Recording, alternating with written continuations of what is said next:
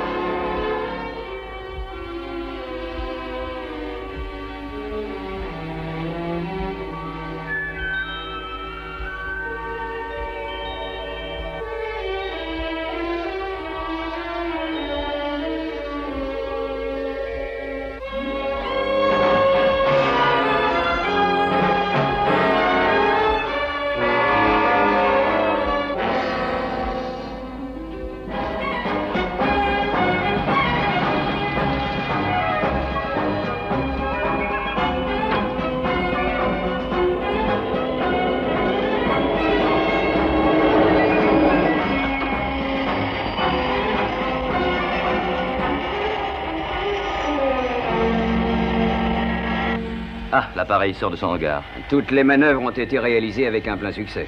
Il ne devrait pas y avoir de surprise. Oui, nous le pensions également la dernière fois.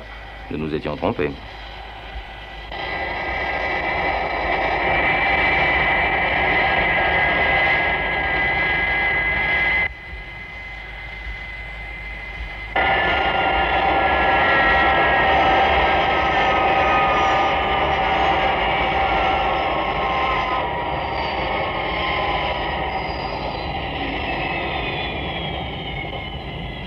Avouez qu'il a tout de même une fière allure, monsieur. Je dois vous avouer que pour l'instant, l'allure extérieure du RTL-2 m'intéresse beaucoup moins que la réussite de l'opération que nous allons entreprendre dans quelques minutes. Eh bien, commençons. Est-ce que l'équipage a reçu les ordres sous pli secret? Parfaitement, monsieur. Ils doivent être en train d'en prendre connaissance.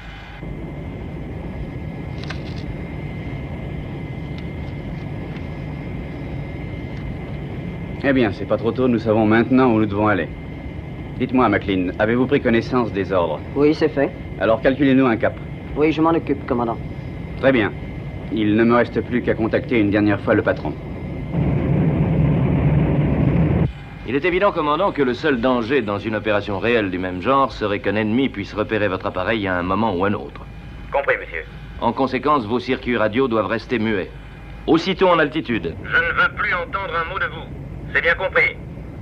Bien compris, monsieur. Ne rompez cette consigne qu'en cas de danger extrême, et bien sûr immédiat.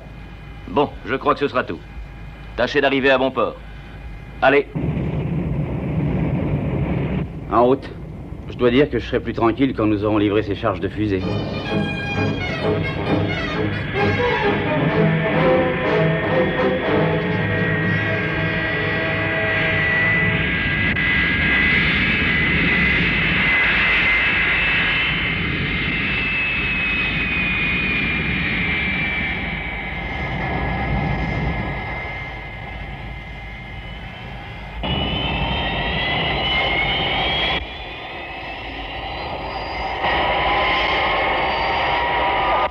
Et maintenant, notre station est heureuse de retransmettre depuis le pic du paradis le quintet Carnaby, le fameux orchestre créateur de la non moins fameuse chanson « Jeu dangereux ».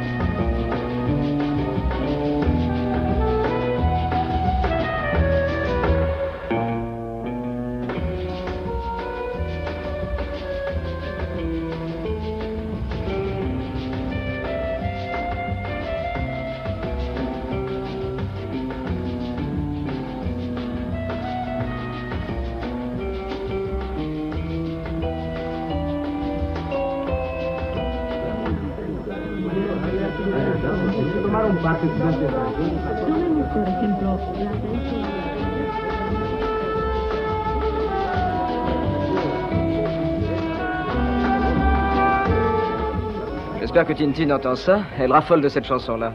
Je la comprends. Elle n'est pas mal du tout. Ici RTL2, j'appelle la base. Ici RTL2, j'appelle la base. Allô, répondez. Ici RTL2. Je vous reçois RTL2. Parlez, que se passe-t-il? J'écoute. Nous sommes attaqués. Nous sommes attaqués. 3 appareils de nationalité inconnue qui portent une curieuse marque sur le fuselage.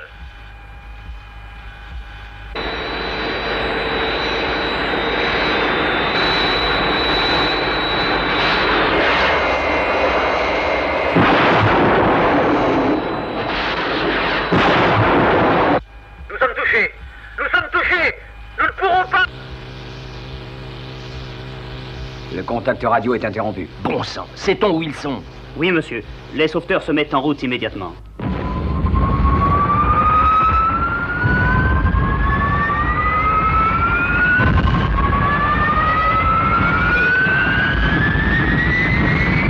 C'est la 3e fois que cette chose-là arrive. Oui, c'est la 3e fois.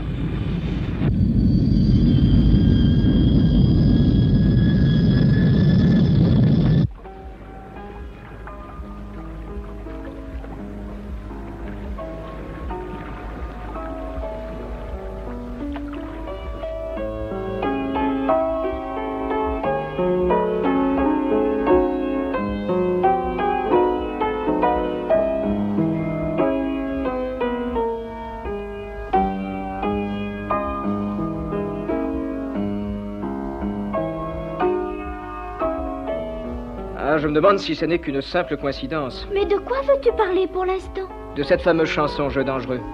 Juste avant que l'appareil s'écrase, la radio a joué l'air en question. Peut-être, et alors? Ça n'a rien d'extraordinaire, tu sais. La radio l'a fait passer des centaines de fois durant tous ces derniers mois. Oui, mais juste avant que les 2 premiers avions s'écrasent, la radio avait joué la chanson. Quelques secondes avant, c'est tout de même curieux. Quelle est ton idée exactement, Alan? Oh, c'est très simple. Chaque fois que les avions de transport ont été attaqués, le quintet Carnaby a joué Jeu dangereux en direct quelques secondes avant cette attaque. En direct. C'est ce qui s'appelle être très observateur. Mais je suis certaine que le quintet de Carnaby n'a rien à voir avec ces attaques aériennes. C'est possible, mais la coïncidence n'en est pas moins troublante. Ce quintet de Carnaby, où est-il? En ce moment, il joue pour la saison au Pic du Paradis. C'est un grand hôtel de luxe, si je me souviens bien, quelque part dans les Alpes. Oui, c'est ça. Eh bien, Bren, qu'en pensez-vous? Je pense que Alan a fait là une importante et très pertinente observation. Il faudrait demander à John de nous communiquer un enregistrement de la chanson de ce quintet dont vous parliez, pour que je puisse y travailler. Facile. Pendant ce temps, nous enquêterons dans cet hôtel. Et je sais bien qui je vais y envoyer pour cela.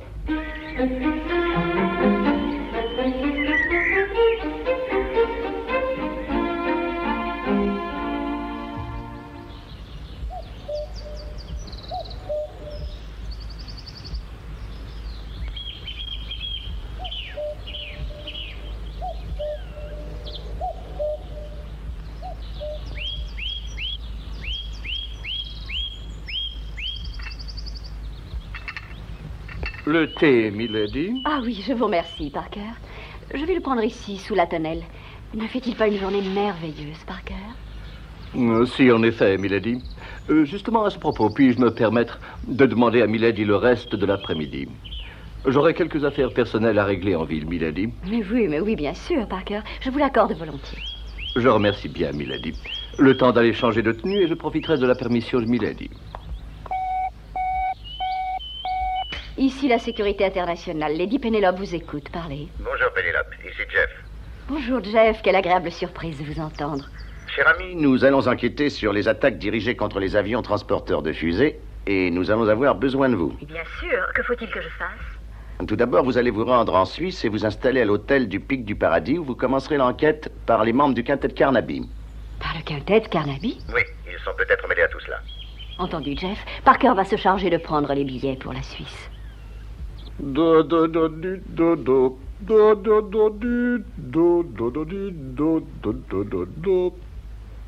Oh, eh bien, quand la petite va me voir dans ce petit costume en fil aéré, elle va être éblouie. Parker, je suis navrée, mais nous partons en mission. Oh, bon, à vos ordres, Milady. Dans quel secteur va-t-on déployer notre activité, Milady? Dans le spectacle, Parker. Je crois que vous avez quelques relations dans ce milieu, n'est-ce pas? J'ai en effet quelques relations dans ce milieu, Milady. Des relations qui datent déjà d'un certain temps. Pendant l'amour, jamais entendu prononcer ce nom-là. Oui, elle n'a travaillé qu'aux États-Unis. Ils l'appellent là-bas la torche qui chante. Ah, écoute-moi, Lafouine. Je serais heureux de te rendre service en souvenir du bon vieux temps, mais il faut que tu me comprennes. Je ne peux pas envoyer au Pic du Paradis une chanteuse que je n'ai encore jamais entendue. Oui, bien sûr, je me mets à ta place, Max. C'est dommage, mais enfin... Au fait, j'étais en Amérique la semaine passée et j'ai rencontré ce bon vieux Jackie Patterson qui m'a dit... Jackie Patterson? Mais pourtant, je le croyais en prison. Oh, tu le connais. Tu sais comment il sait y faire. Pas le genre de gars à rester très longtemps derrière les grilles d'un pénitencier, avec toutes ses relations. Dis-moi un peu, est-ce que tu sais s'il a l'intention de faire des voyages, de venir par ici? Pour être très franc avec toi, Max, je dois dire que je ne connais pas du tout ses intentions. Mais quand je l'ai quitté la dernière fois, il m'a parlé d'une certaine affaire qui serait restée en suspens et qu'il aurait l'intention de régler un de ces jours. Oui, je te remercie, Lafouine. Il est toujours bon de savoir. Si je peux te rendre service... Ben oui, tu peux, justement. Il te suffit de faire engager Vanda Lamour au cabaret de l'hôtel du Pic du Paradis. Si tu ne dis à personne que tu m'as rencontré, c'est d'accord. À quoi elle ressemble, ta Vanda Lamour? Est-ce qu'elle est jolie, blonde ou brune?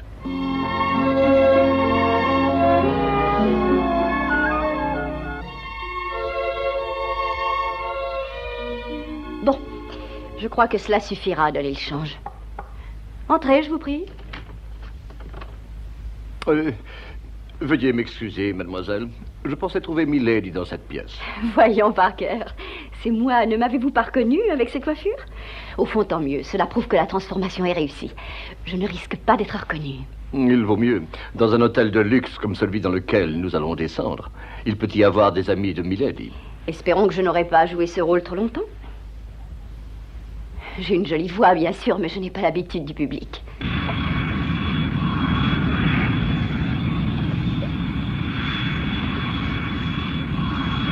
Je suis prête à partir, Alan. Alors quand tu voudras, la piste est libre, Tintin. À bientôt.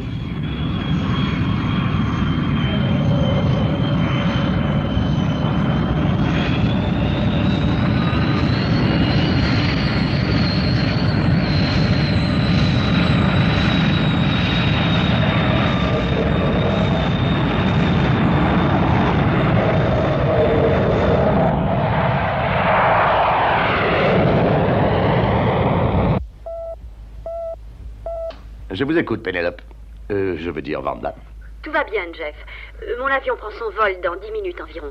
Est-ce qu'il y a du nouveau? Non, rien encore. Bren travaille toujours sur l'enregistrement du quintet de Carnaby. Il se pourrait que la trame harmonique ait une influence sur un des éléments électroniques des appareils. Il a été établi que la radio marchait dans l'avion au cours de la dernière attaque du transporteur. Ce qu'il faut que nous sachions, c'est l'incidence que peut avoir la trame harmonique sur les appareils de contrôle de l'avion. Et c'est peut-être à cause de ça que tous ces avions transporteurs se sont écrasés, Alan. Mais enfin, à chaque fois, l'équipage a dit que l'appareil avait été attaqué. Non, ce sont des avions qui les ont abattus. Oui, je sais. Mais peut-être la musique a-t-elle une influence sur les facultés mentales des hommes?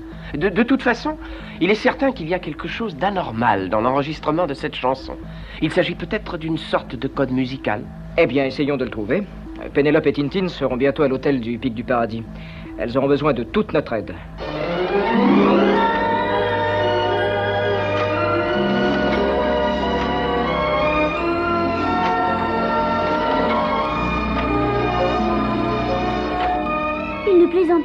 que c'est l'hôtel le plus haut de toute l'Europe. Le chemin est long pour y parvenir. Oui, et j'avoue me sentir un peu perdue sans mon fidèle Parker. Je serais plus rassurée si j'étais venue avec ma voiture. Hélas, ça n'était pas possible. La route est longue, étroite, défoncée. Elle est très dangereuse. Ah, peut-être est-ce mon déguisement qui me rend aussi nerveuse. Remettez-vous, ma chère Pénélope, tout se passera bien. Si toutefois on ne vous demande pas de chanter. J'annoncerai dès mon arrivée que j'ai un peu mal à la gorge. Peut-être aurons-nous la chance de trouver quelque chose dans les premiers jours. Oh, regardez, nous arrivons. L'hôtel du Pic du Paradis. Nous y voilà.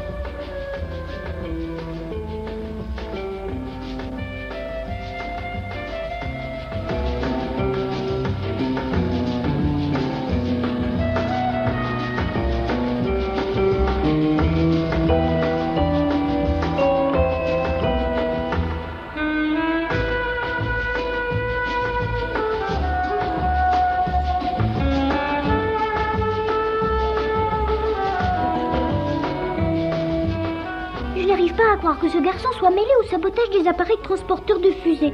Il a l'air si gentil.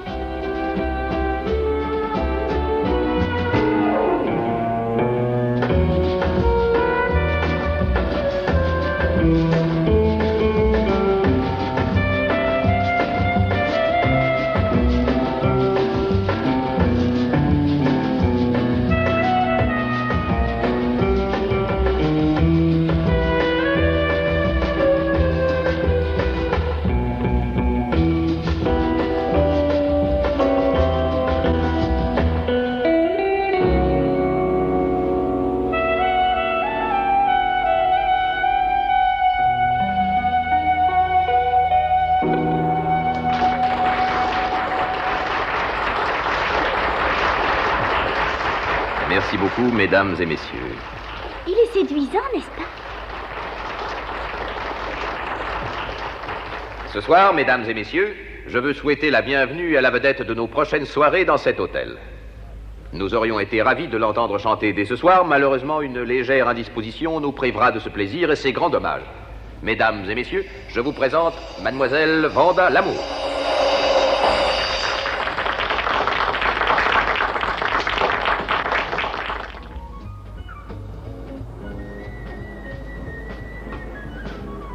Chère Mademoiselle Kirato, c'est vraiment un grand plaisir de vous revoir. Où étiez-vous donc tous ces temps-ci? Et depuis quand êtes-vous ici? Depuis aujourd'hui. Je suis une amie de Vanda Lamour. Ah oui, je vois. Vanda Lamour. La jeune dame qui arrive avec un chat dans la gorge. Vous savez, j'ai dû entendre Jus dangereux au moins 1 million de fois, mais j'écoute toujours cette chanson avec le même plaisir, cher monsieur. J'en suis ravi. On ne se lasse pas d'entendre certaines chansons, comme on ne se lasse pas de voir certaines personnes. Vous êtes de celle-là, cher ami. Merci beaucoup. Merci. Mais n'êtes-vous pas fatigué de jouer toujours cette chanson? Ne pouvez-vous pas la jouer d'une autre manière, par exemple, en y apportant un rythme différent? Alors là, c'est l'affaire de Monsieur Olsen. Oui, c'est mon affaire. Désolé d'interrompre cette charmante réunion, mais nous avons du travail. Il y a 2 ou 3 points à régler pour l'enregistrement. C'est donc Monsieur Olsen qui écrit les arrangements de votre orchestre. Oui. Il est assez curieux, mais il connaît le métier. Il est curieux? Que voulez-vous dire? Oh, il a un caractère assez changeant, assez difficile. Il lui arrive de changer un détail ou deux dans un air juste avant de l'enregistrer. Et c'est un peu agaçant. Mais comme je vous l'ai dit, il connaît le métier.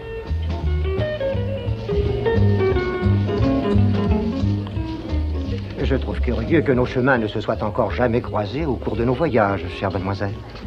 Je connais pourtant beaucoup de gens dans le monde du spectacle. Oh, en fait, j'ai très peu voyagé, vous savez. J'avoue avoir une vie mondaine qui me prend tout mon temps. Bien sûr, je vous comprends. Mais vous n'en êtes pas moins une femme mystérieuse. Vous m'avez pour ainsi dire tout raconté et vous n'avez rien dit. Vous m'intriguez beaucoup. Oh, nous avons suffisamment parlé de moi. Si nous essayons de parler un peu de vous, Monsieur Olsen, j'ai entendu dire que vous aviez en main les destinées du quintet Carnaby. Qu'avez-vous entendu dire encore? Que vous étiez vous aussi un personnage assez mystérieux. Expliquez-moi donc, Monsieur Olsen, En quoi consiste exactement votre secret? Celui de ma réussite ou celui de ma séduction? Mais les deux, cher monsieur Olsen. Les deux. Mon secret, c'est beaucoup de sommeil, mademoiselle. Aussi, je vais invoquer le sommeil pour m'excuser de quitter si vite votre si charmante compagnie. Oh, il est encore si tôt. Alors, bonne nuit. Oh, Milady. Oh, mais c'est Parker qui est là. Que se passe-t-il? Vous avez l'air consterné. Que faites-vous dans cet endroit? J'ai réussi à obtenir un emploi à mi-temps dans l'hôtel, Milady. J'ai pensé qu'en cas de danger imminent, je pourrais vous être de quelque utilité. Hélas, j'ai bien peur que nous n'ayons pas fait de très gros progrès jusqu'ici. Et mon moral se trouverait mieux si je pouvais avoir une de vos merveilleuses tasses de thé. Mais certainement, Milady. Je vais m'en occuper sans perdre un instant.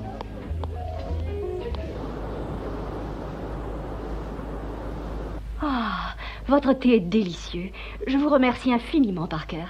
Dites-nous vite maintenant si vous avez réussi à apprendre des choses intéressantes. Eh bien, peut-être oui, Milady. J'ai entendu cet après-midi Monsieur Olsen, que vous connaissez, parler longuement avec Monsieur Benito, qui est le maître d'hôtel. Et il lui a déclaré, entre autres choses, qu'il s'attendait à recevoir un message dès demain matin. J'aimerais bien savoir quel genre de message. Oui, ce serait sûrement très intéressant. Olsen habite-t-il dans l'hôtel, Parker? Non, dans un chalet, sur l'autre versant de la montagne. Nous ferions bien de le surveiller de très près. Il ne tardera pas à se douter que je suis une fausse chanteuse. Bon, nous allons en parler à Monsieur Tracy.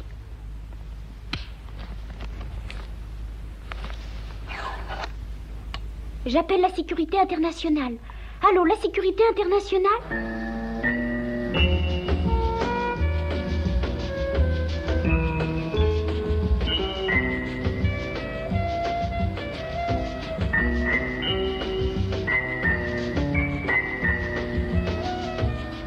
Alors, où en êtes-vous, grand savant?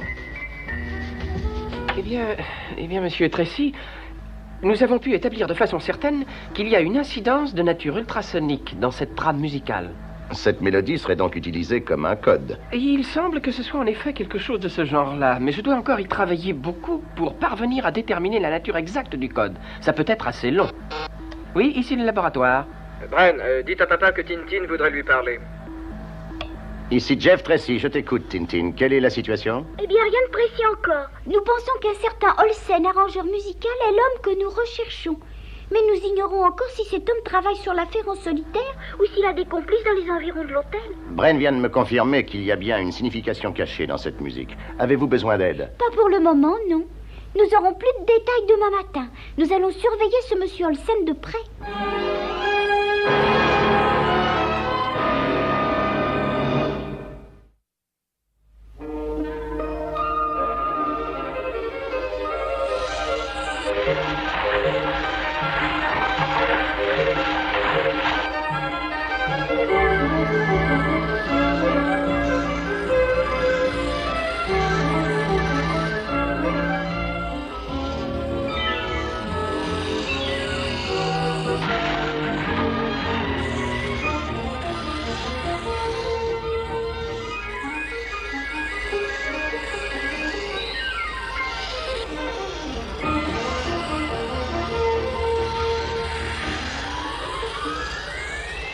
Nous sommes presque arrivés.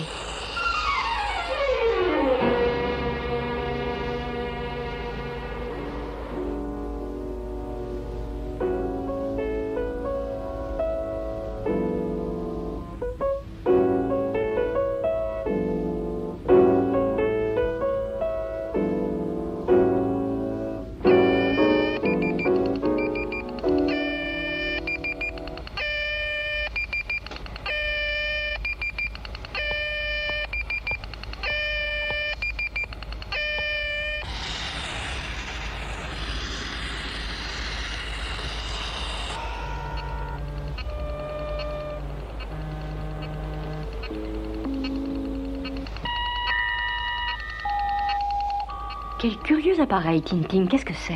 Je ne sais pas trop, Pénélope. En apparence, on dirait que c'est un ordinateur électronique.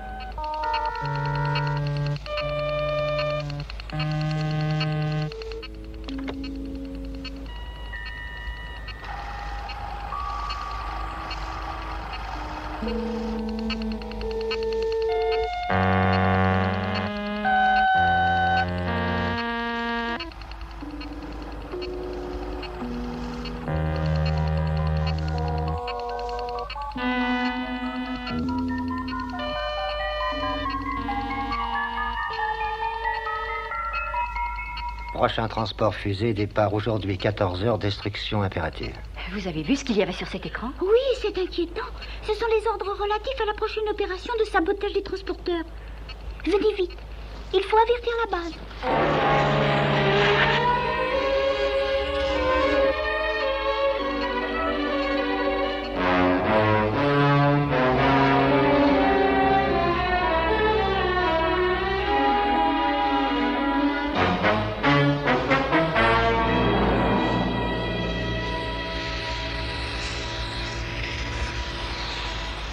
Passez-moi, Benito, faites vite. Allô, oui? Oui? Oui, bien sûr. Bon, c'est entendu. Oui, cette prétendue chanteuse que personne n'a jamais entendue. Bien, comptez sur moi. Je m'occupe de ces deux jeunes dames. Attendez, ne nous fatiguons pas pour rien.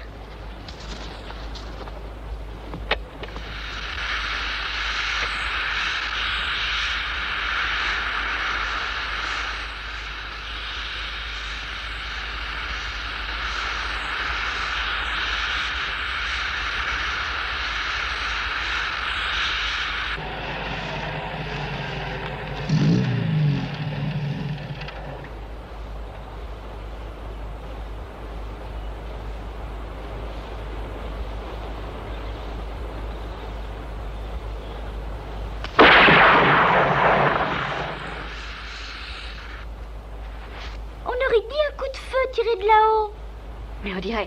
Mais oui, c'est Parker, regardez. Oh. Oh mon Dieu, mon Dieu, mon Dieu, mon Dieu.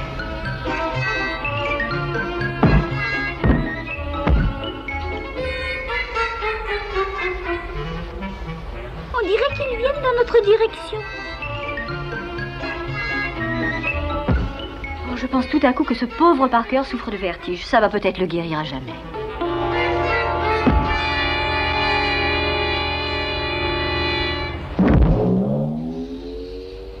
Oh, ouf. Que Milady veuille bien me pardonner, c'est arrivé intempestive et je l'avoue assez peu respectueuse, mais il fallait que je retienne le bras de ce meurtrier. Vous pensez donc que le coup de feu que nous avons entendu nous était destiné? Sans aucun doute, Milady. Je crois que notre petite mascarade est désormais terminée. Ce monsieur avait reçu l'ordre de se débarrasser de vous ainsi que de mademoiselle Tintin, Milady. Ce qui fait que maintenant nos adversaires savent ce que nous voulons. Nous allons retourner à l'hôtel et nous appellerons Jeff Tracy. Il faudrait d'abord cacher ce monsieur. Je crois que je connais une excellente cachette pour lui, mademoiselle. Il sera hors de vue et pour un bon moment hors d'atteinte aussi. Lorsqu'il reviendra à lui, je suppose que nous serons déjà loin. Je n'arrive pas à décider Bren et Alan à sortir de ce laboratoire pour venir manger. Ils vont tomber malades, j'en ai peur. Oui, je sais, maman, mais ils travaillent sur un problème d'une très très grande importance. Manger aussi, c'est important, tu ne crois pas? Oui, j'écoute, Pénélope. Allô, Jeff, message d'extrême importance. Nous savons avec certitude qui donne l'ordre d'exécuter les opérations de sabotage. Oh, bien travaillé, Pénélope. Bren, est-ce que vous m'entendez? Voulez-vous venir une minute? Oui, j'arrive, monsieur Tracy. Il faut que nous agissions sans tarder, Pénélope. Bien sûr. Tintin va vous montrer le film qu'elle a réussi à prendre. Allez-y, Tintin, passez le film.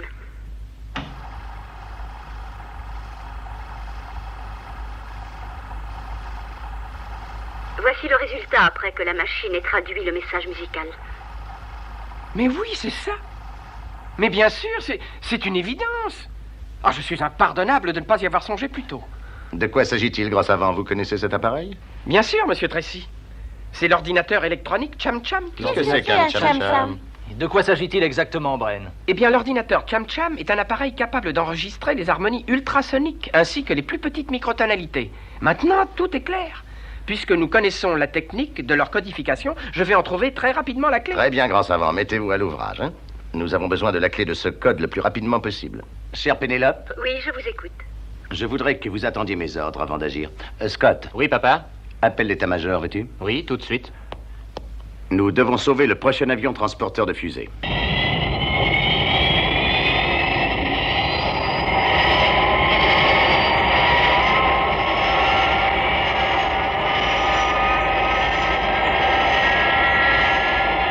Pourtant, monsieur, Ces gens-là savent ce qu'ils disent. La sécurité internationale est une organisation digne de notre confiance. Écoutez-moi une seconde. Si nous devions tenir compte de tous les appels téléphoniques de gens au cerveau dérangé, nous ne ferions rien. Mais monsieur l'état-major a l'air de prendre la chose au sérieux. Écoutez-moi, je suis chargé d'assurer le transport de ces fusées. Je ne veux pas que mon service devienne la risée de tous les transports aériens. À plus forte raison, à cause d'une chansonnette entendue 1000 fois à la radio. Compris? Bien sûr, monsieur.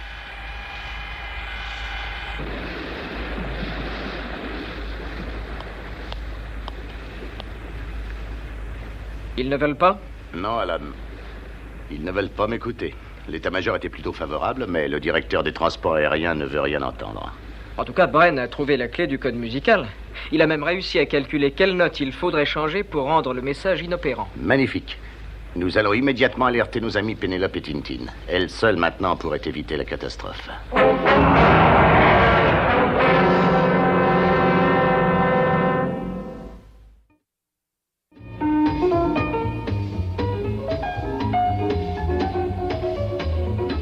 Tiens, prends cette partition.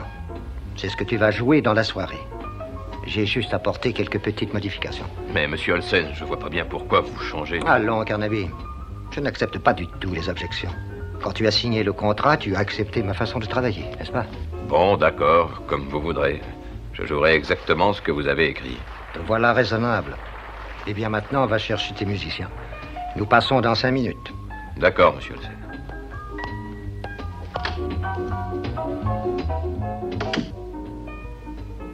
Alors c'est oui? Vous acceptez de jouer cet arrangement comme je vous l'ai demandé? C'est facile pour vous. Mais voyons, Tintin, je veux bien, pour vous faire plaisir, jouer cet arrangement comme vous voudrez, mais dites-moi au moins quelles sont vos raisons et de quoi il s'agit. Oh non, nous n'allons pas recommencer cette discussion. Je ne peux pas vous dire encore de quoi il s'agit. Ne pouvez-vous pas me faire entière confiance? Non, enfin, Tintin, cette saison dans cet hôtel est la plus importante que j'ai jamais eue. Je ne peux tout de même pas rompre le contrat. Je dois jouer l'arrangement de monsieur Olsen. Voilà, ça y est, je suis prêt pour le décollage. Très bien, Scott. J'espère que cette opération sera une réussite. Malheureusement, nous n'avons plus guère de chance dans cette entreprise, mais nous devons tenter tout ce qui est humainement possible de tenter. Allez, bonne chance. Merci, à bientôt.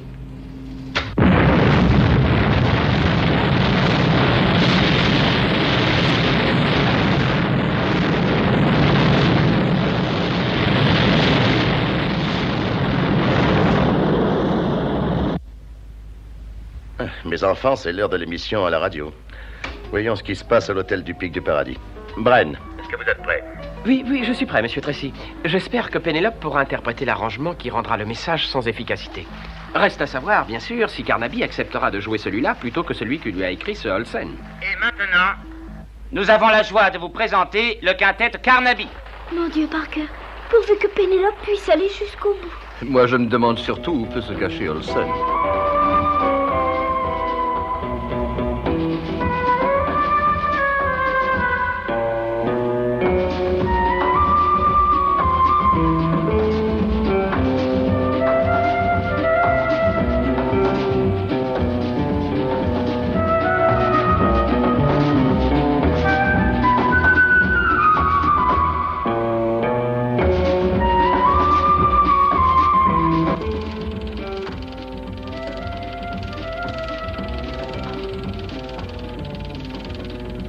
Ah, il y a une émission à la radio.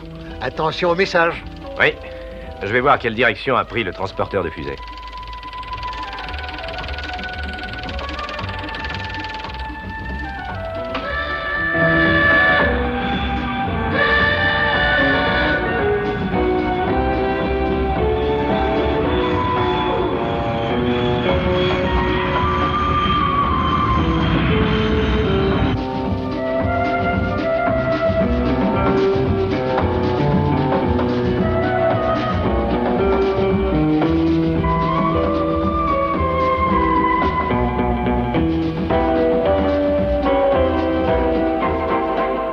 When you play that dangerous game. Tiens, le message n'est pas le même. It may be a frame. Elle a réussi à le changer. Elle a changé l'arrangement. Et ça change aussi le code. Attention, 629, 660, 8. Attention, appel d'alerte. Interceptez les transporteurs de fusée au point 629, 668. Je répète. 629, 668. Interceptez les transporteurs et détruisez-les. It may be a friend.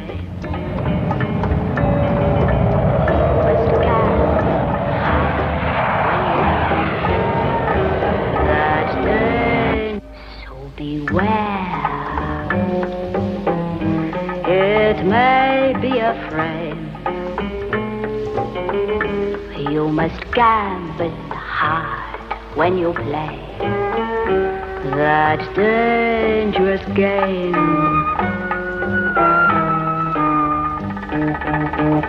Regardez, Parker. The dangerous game.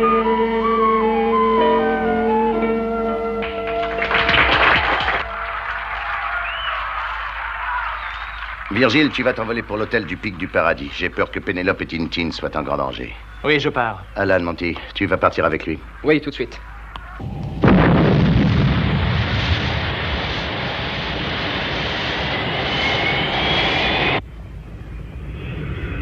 Monsieur, je reçois une demande de permission d'atterrissage.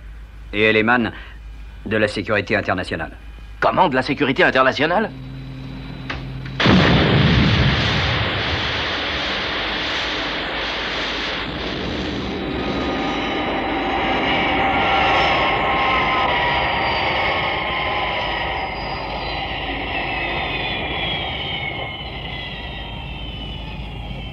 Ici la sécurité internationale. Allô, j'appelle la tour de contrôle de l'aéroport. Il y a très peu de temps... Nous vous avons averti du danger couru par vos transporteurs de fusées. Mais vous n'avez pas voulu nous écouter. Qu'est-ce que tout ça veut bien dire? Je suis chargé de vous informer que nous avons réussi à tromper les attaquants et qu'ils vont être sur l'aéroport dans quelques instants. Il doit s'agir des 3 appareils inconnus que le central nous a signalés. Regardez, là-bas, ces marques très curieuses.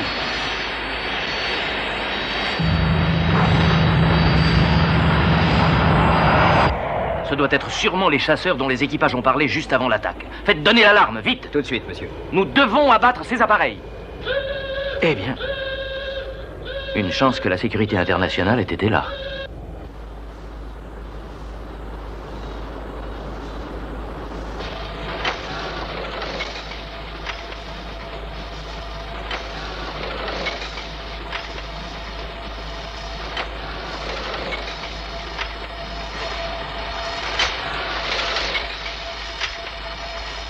Mon Dieu, cette descente vers la vallée me donne une véritable nausée. Et nous n'avons même pas payé notre note. C'était notre seul moyen d'échapper à ce sinistre Olsen. Je me demande où il peut être en ce moment.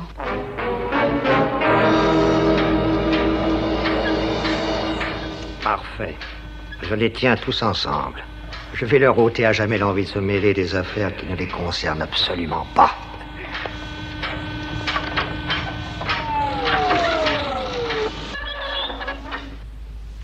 Tiens, c'est curieux.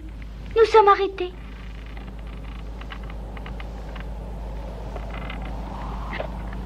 Mais qu'est-ce que ça signifie? Oh, Parker, voulez-vous presser le bouton d'alarme? Mais oui, milady.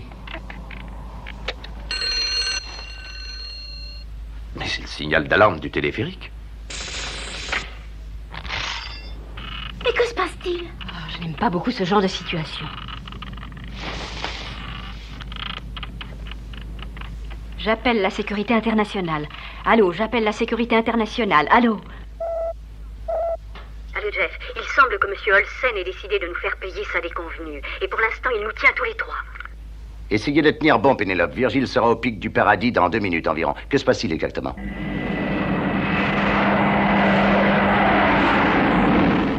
Allô, la base, nous y sommes. Nous serons sur l'hôtel d'un instant à l'autre. Les 2 femmes et Parker sont prisonniers dans la cabine. Ah, il semble qu'Olsen essaie de couper le câble. Olsen! Maman, vous êtes complètement fou!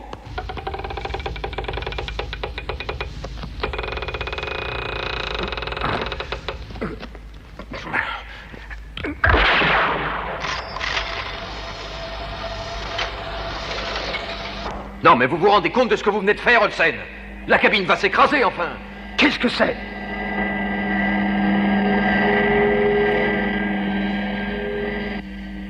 Hé, Virgile, regarde un peu ça. Le câble ne les retient plus.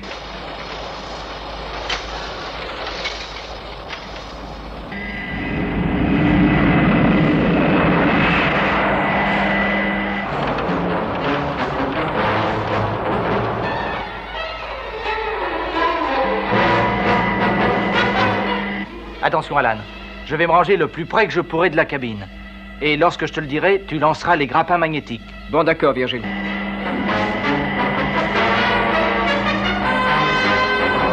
Il approche de trop près, il prend un risque énorme.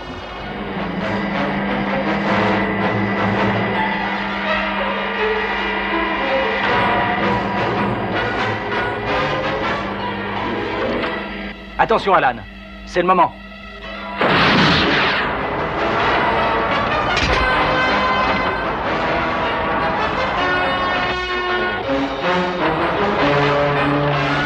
Non, ça ne marche pas. Les aimants ne sont pas assez forts. Allô, ici numéro 2, j'appelle Pénélope. Allô, Pénélope? Oui, je vous entends très bien, Virgile. Écoutez, Pénélope. Il va falloir que vous nous aidiez un peu. Je voudrais dire un mot à Parker. Il faut espérer que Parker n'est pas sensible au vertige.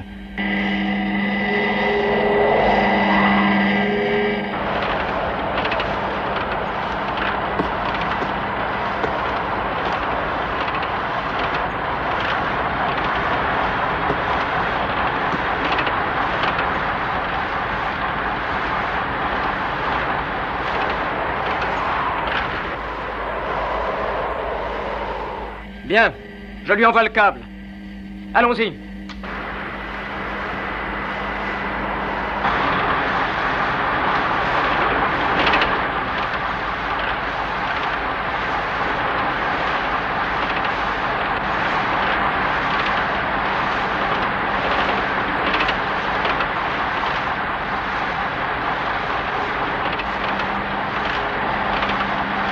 Attendez, Parker.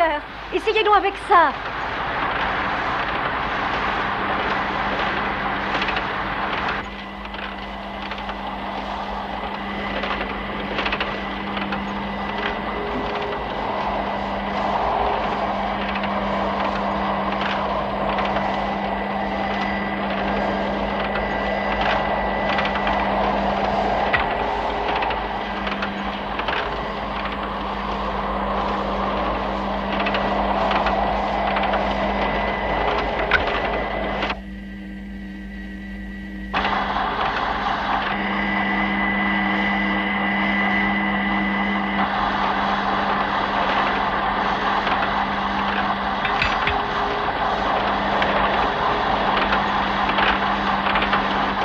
Vite, vite, Parker. Nous ne réussirons pas à temps.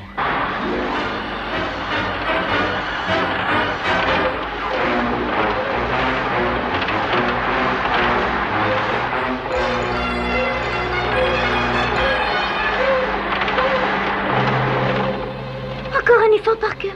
Faites vite. Attention, Alan. Tiens-toi prêt pour les rétrofusées. Quand tu voudras.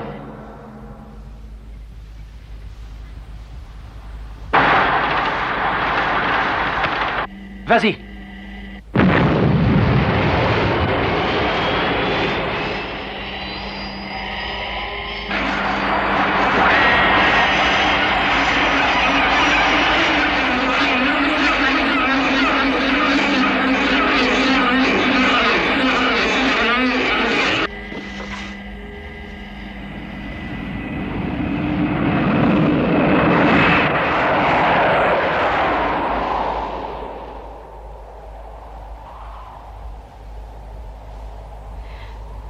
Oh mon Dieu, où est Parker? Parker, où êtes-vous? Vous m'entendez? Oh mon Dieu.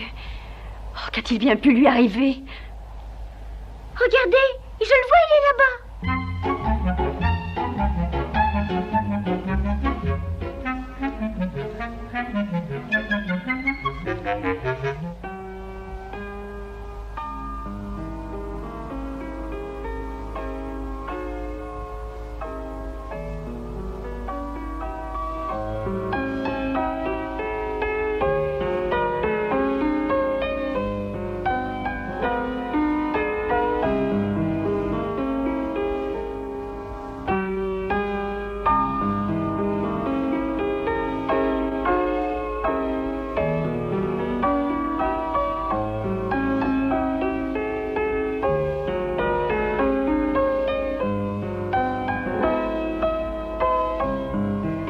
suis bien contente que cette si jolie chanson ne puisse plus servir à perpétrer d'aussi sombres machinations.